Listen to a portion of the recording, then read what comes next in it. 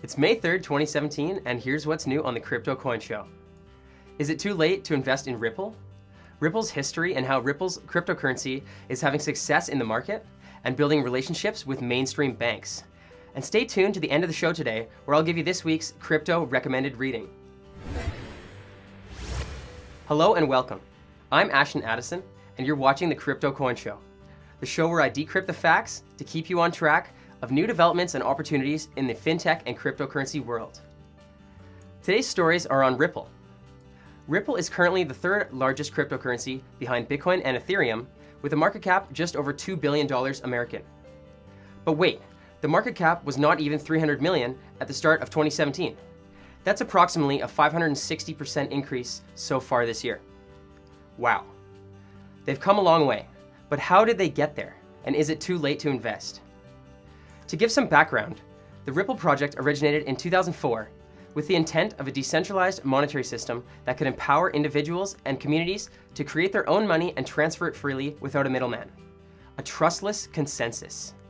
Wait, I thought Bitcoin was the first cryptocurrency, but 2004 is way before the Bitcoin white paper in 2008. However, that was just the release of the Ripple network. The Ripple network can also transact with fiat currencies like the American dollar, but the most benefits are received when using the actual Ripple coin, ticker XRP, launched in 2013. Instead of modeling after Bitcoin and creating a currency that increases until 21 million units are in circulation, Ripple started with 100 billion coins.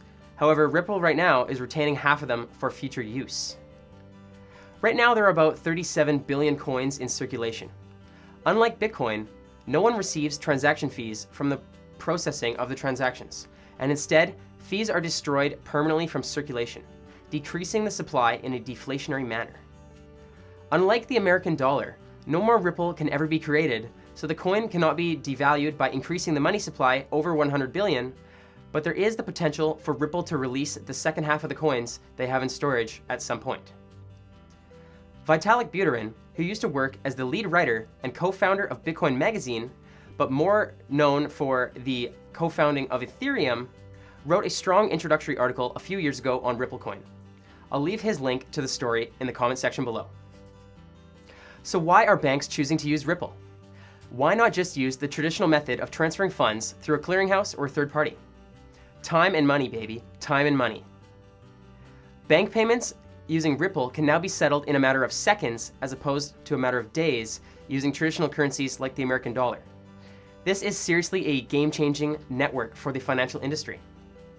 And this isn't just a concept. Ripple is already transferring large remittances of real money in interbank transactions. Remember, the Ripple network isn't just limited to using XRP. It can use traditional currencies as well. Let's take a look at a real situation where Ripple is helping banks save money. SBI Holdings in Japan is a great success story of cross-border payments using Ripple's decentralized system. The financial services company utilized Ripple's network to effectively reduce their remittance costs. They realized over 30% reduction in cost using Ripple's system and a whopping 60% reduction in cost when using Ripple's coin and Ripple's system. Never mind the benefit of practically instantaneous completion of transactions on the Ripple network. If Ripple is so efficient at exchanging funds, why isn't every bank already using it? Well, right now, Ripple is being tested at different banks and was compared at one point to where email was in the 80s. There is much room for growth. Right now, over 100 banks are using the Ripple network, with at least a dozen banks actually making Ripple transactions at the production level. In March, Ripple said that a consortium of almost 50 banks in Japan were in the process of commercializing the technology, exceeding the expected rate of bank adoption. Another good sign for the Ripple market. But traditional financial service payment providers aren't just sitting around waiting for their jobs to disappear. Visa has created a competing blockchain solution to support international business and money transfers and avoid going obsolete, using the San Francisco-based startup Chain. Considering these transactions typically exceed $30 trillion per year, you can imagine companies like Visa aren't going to go down without a fight. The question is, who will dominate the industry in 10 years? So, Ripple seems pretty awesome. But wait, isn't it a red flag that Ripple Lab is owning half of the Ripple they can just sell off when it appreciates? According to Reuters Insider, they've received almost $100 million in funding from the last 2 years, and they have more than enough resources to grow into the future. Because the Ripple network works with all currencies, they're not forcing others to use Ripple coin. The two are not directly related to each other, but there is synergy when the two are combined. It's never too late to get into Ripple, and there's definitely more room for growth as more banks adopt the technology going forward. Please let me know what you think of Ripple holding back the 50% of the coins in the comment section below. For today's reading, I would recommend Blockchain Revolution by Don Tapscott.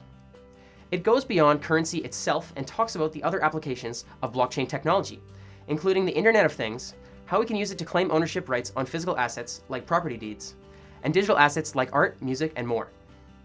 If you're not one for reading, let me know down below and I'll link to Don Tapscott's TED Talk where he portrays a shorter synopsis of his book.